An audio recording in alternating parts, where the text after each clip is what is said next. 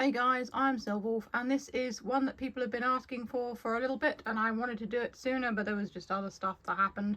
And this is comparing last year's Hatchimals Alive with this year's Hatchimals Bloomables. These are the two Hatchimals that are on the market at the moment. I think Hatchimals Alive is still available. So we'll start with Hatchimals Alive. So I'll bring that one forward. Right, so the Hatchimals Alive was last year's, like I said, and it was basically you hatched it and you ended up with this egg bottom here. It's quite pretty, and when you put the Hatchimal in it, it all lights up because the Hatchimal has got lights on the bottom of it so that it looks nice. So you can keep on playing with what's left of the egg, which is a nice idea that I believe was bought in with the Hatcher Babies range, so that you at least had something to sort of like play with after the egg had hatched. Let's lift her out. So underneath there you see that it's got like a little turntable thing, and it's got like wires leading to this bit and the sensor around there, so that it just lights up and looks nice.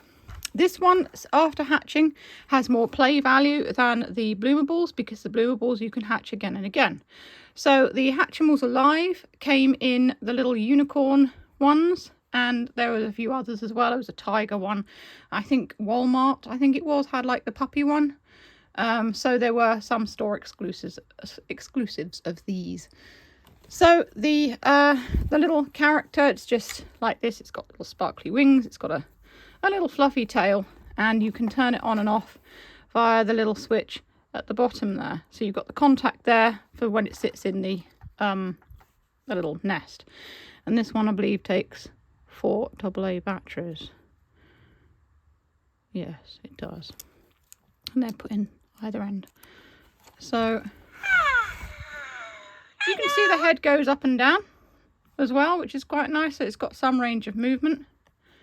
It's got a button on its tummy. You can feed it.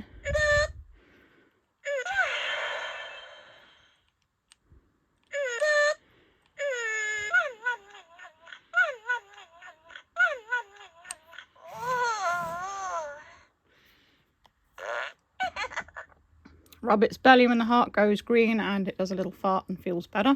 It's got a head sensor as well. And it's got tilt sensors. I can get it to work. So you can fly around with it.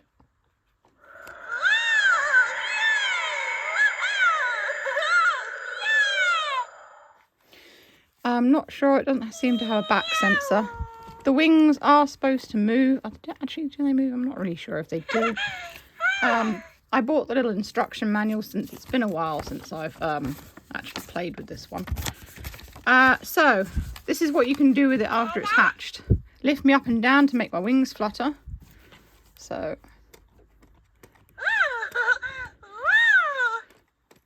the wings don't really flutter actually,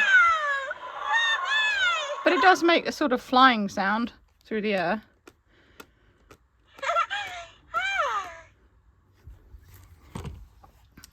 Which is kind of cool. So it's got motion sensors. Tilt me from side to side.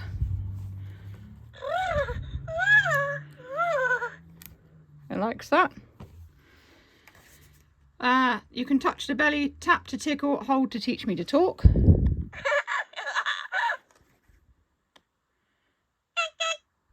Hello, how are you?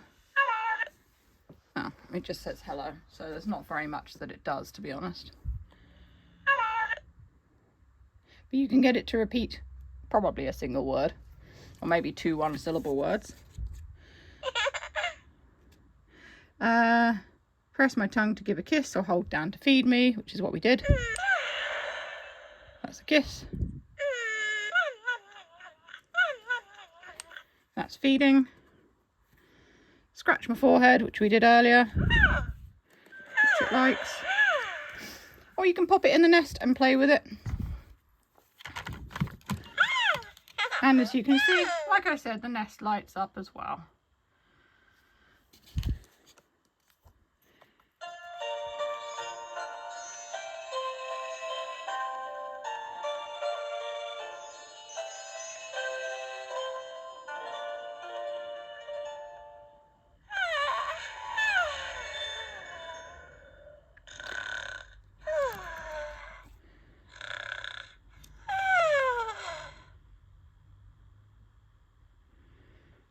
believe it's gone to sleep.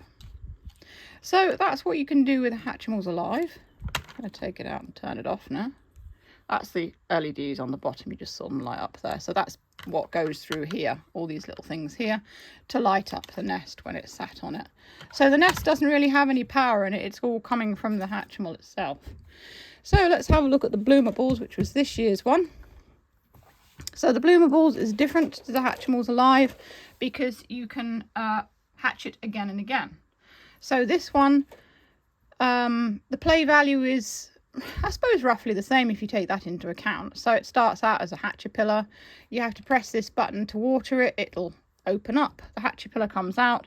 You play with the Hatchipillar by tapping the heart and the tongue until it lights up rainbow and its antennas. Pop it back in the flower, and then it turns into a butterfly or a poppy fly, as this one is. And they have puppy flies, and I believe the others are kitty corns.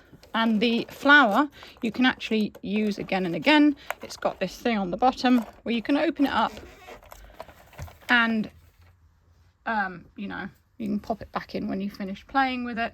It also has two accessories, this little leaf which you can use to sort of feed it, but it's also a brush, and the other one is this watering can that sits neatly in the bottom of the flower.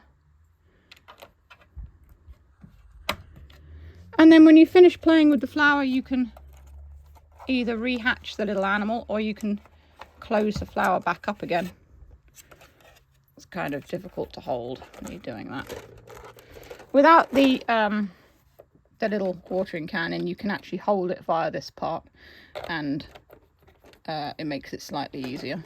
But it's still kind of a handful, especially if it's for a kid, which they obviously are, and the children have small hands, so it can be a little bit of a handful, perhaps. So this little chap here, it's got an on-off switch again. You can put it in the flower and play with it, but it doesn't really do much else other than what it does when you've got it in your hands. And this one, you can feed it. Oh, actually, no, this is music. When it's a caterpillar, you can feed it.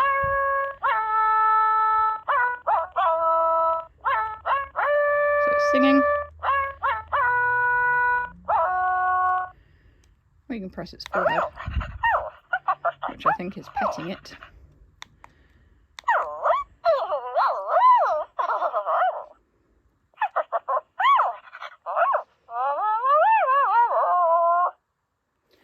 Doesn't really have tilt motion on it. It's literally just those two buttons. So the instructions for the Bloomables after it's hatched: in flower play. So you've got the in flower play, bloom bash, or flower fortune. So the outer flower play is basically what I've done just now. Sing and tickle. So if we put it in the flower, you actually have in flower play as well, which kind of makes it slightly better, I suppose, because there's more to do with it. So you open out your flower, pop your little character in there. It's going to sleep. Just put that one there. There we go. Wake it up. So the in flower play, which adds an extra dimension to it. So bloom bash is this, press its tongue.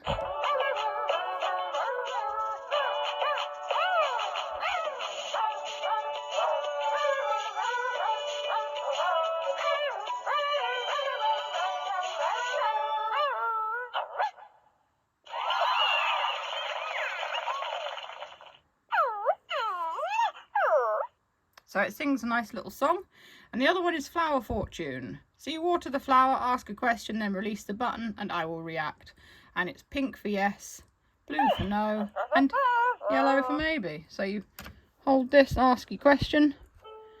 Will it rain tomorrow? Yes. Well then, yeah, the weather's been pretty rubbish lately, so I'm thinking that he's probably right. So that's what you can do with both of them after you've hatched them. So they both got quite a bit of play value. I did at first think that the Bloomables had less play value since, of course, the flower's been opened and all that. But you can rehatch it or rebloom it, so that adds to it, so that counts as well. I think both of them are pretty good actually with respect to what you can do with them afterwards, and you can play with them in different ways as well. It's like you can have the unicorn flying around or whatever, and then the little puppy you can have singing songs in the flower or ask it questions like a fortune telling thing. And it also comes with a nice little brush so you can brush its fur. Well, its fur is quite short, and like I said, you can rehatch it. So I think both of them are pretty good with respect for that. Let's just bring them together again. There we go.